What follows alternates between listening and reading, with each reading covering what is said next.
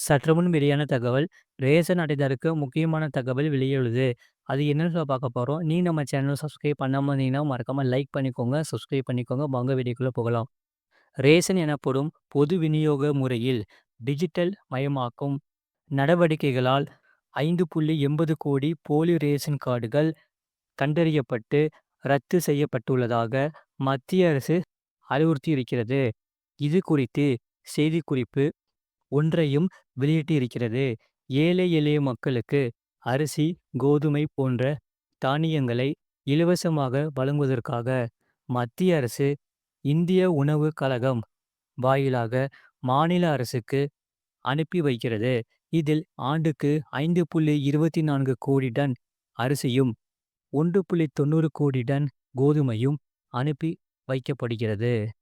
ஆனால் இந்த அரிசி, கோதுமையில் 28% பொதுமக்களுக்கு போய் சேருவதில்லையாம். ஒரு வருட காலத்தில் நடத்தப்பட்ட ஆய்வில் அனுப்பி வைக்கப்பட்ட 5.24 கோடி டன் அரிசியில் 3.57 கோடி டன் மட்டுமே பயனாளிகளுக்கு சென்றிருக்கிறது. 32% அரிசி பயனாளிகளுக்கு சென்றடையவில்லை. 1.90 கோடி டன் கோதுமை அனுப்பப்பட்டதில் வெறும் 1.6 கோடி டன் மட்டுமே பயனாளிகளுக்கு கிடைத்துள்ளது. இதில் 15% மடைமாற்றப்பட்டுள்ளது என்றெல்லாம் அந்த ஆய்வு கூறுகிறது. இதனால் இந்த ஒரு வருடத்தில் மட்டும் மத்திய அரசுக்கு 69,109 கோடி ரூபாய் இழப்பு ஏற்பட்டுள்ளது. ஏனென்றால் ரேஷன் நடைமுறைகள் ஓரளவு டிஜிட்டல் மயமாக்கப்பட்டதால் தான் ரேஷன் பொருட்கள் மோசடி வெகுவாக குறைந்துள்ளது என்று அந்த ஆய்வில் தெரிவிக்கப்பட்டிருந்தது. இப்படிப்பட்ட சூழலில் ரேஷனை டிஜிட்டல் மயமாக்கம் நடவடிக்கைகளால் 5.80 கோடி போலி ரேஷன் கார்டுகள் கண்டறியப்பட்டு ரத்து செய்யப்பட்டுள்ளதாக மத்திய அரசு தற்போது தெரிவித்துள்ளது. மத்திய அரசின் நுகர்வோர் நலன், உணவு மற்றும் பொது விநியோக அமைச்சகம் செய்திக்குறிப்பு ஒன்றை வெளியிடப்பட்டிருக்கிறது. அதில் ரேஷன் நடைமுறையை டிஜிட்டல் மயமாக்குவது, வெளிப்படைத்தன்மை ஏற்படுவது, விநியோக நடைமுறையை திறம்பட கையாள்வது போன்றவற்றில் மத்திய அரசு தொடர்ந்து பல முயற்சிகளை எடுத்து வருகிறது. இதன் வாயிலாக ரேஷன் பலன்கள் உரியவர்களுக்கு கிடைப்பது உறுதி செய்யப்படுகிறது. இந்தியாவில் 20.4 கோடி ரேஷன் அட்டைதாரர்கள் உள்ளனர்.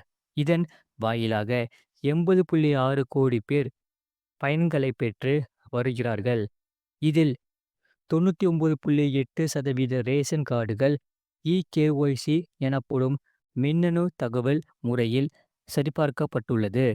மேலும் 98.7% பயனாளர்கள் ஆதார் அடிப்படையில் சரிபார்க்கப்பட்டுள்ளன. இதன் மூலம் 5.80 கோடி போலி ரேஷன் கார்டுகள் கண்டறியப்பட்டு ரத்து செய்யப்பட்டுள்ளன.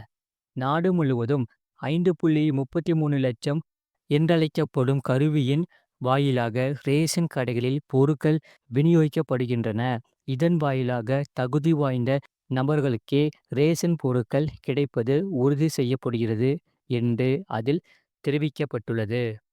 அது மட்டுமல்லாமல் ரேஷன் அட்டைதாரர்களின் நன்மைக்காகவும் வசதிக்காகவும் அரசு பல்வேறு நடவடிக்கைகளை எடுத்து வருகிறது. அதேபோல குடும்ப அட்டைதாரர்களின் புகார்களை போக்கவும் உரிய அதிரடிகளை கையில் எடுத்துள்ளது. அந்த வகையில் புதிய தகவல் ஒன்று வெளியாகி இருக்கிறது.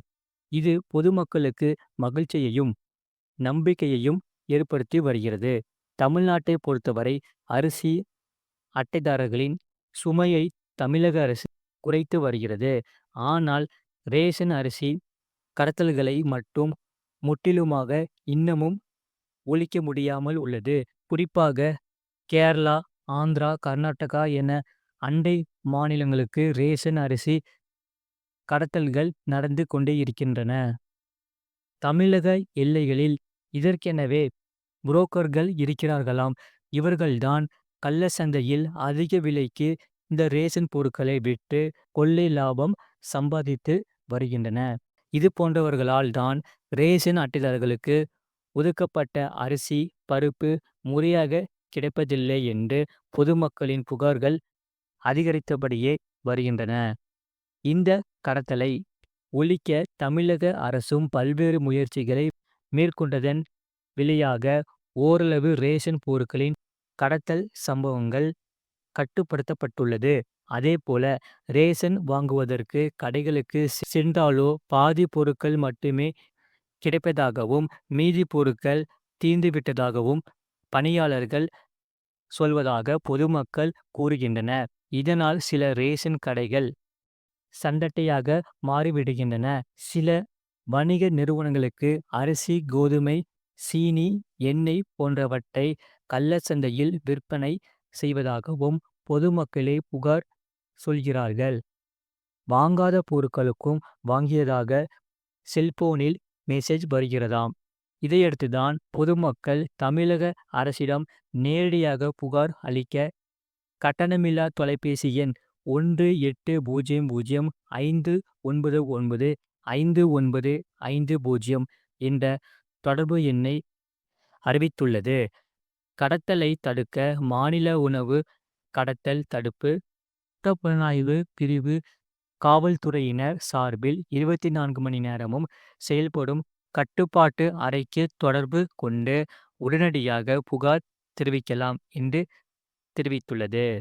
தமிழக அரசு கேட்டு கொண்டுள்ளது. எனினும் ரேஷனில் சில பொருட்கள் தரமற்று இருப்பதாக மீண்டும் ஆங்காங்கே புகார்கள் கிளம்பி உள்ளன.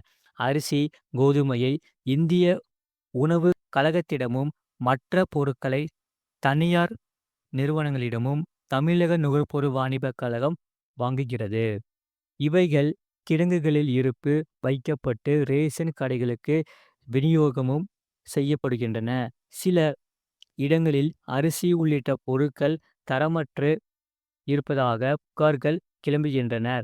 இதையடுத்து இந்த புகாரையும் களைவதற்கான முயற்சியில் தமிழக அரசு இறங்கியிருக்கிறது. அதன்படி ரேஷன் பொருட்களின் தரத்தை கார்டுதாரர்கள் தெரிந்து கொள்வதற்கான ஒவ்வொரு பொருளின் மாதிரியையும் கடைக்கு முன்பு சிறிய பாத்திரங்களில் வைத்து காட்சிப்படுத்த வேண்டும் என்று ரேஷன் ஊழியர்களுக்கு அரசு உத்தரவிட்டுள்ளதாம். இப்படி தனித்தனியாக பொருட்களை பிரித்து வைத்து படுத்துவதன் மூலம் அரிசி உட்பட அனைத்து பொருட்களின் தரத்தையும் கார்டுதாரர்கள் எளிதில் தெரிந்து கொள்ள முடியும் என்று நம்பப்படுகிறது. இது போன்ற செய்திகளை உடனுக்குடன் அறிந்து கொள்ள மறக்காம சேனலை சப்ஸ்கிரைப் செய்யுங்கள். உங்கள் நண்பர்களுக்கு தெரியப்படுத்த ஷேர் பண்ணுங்க.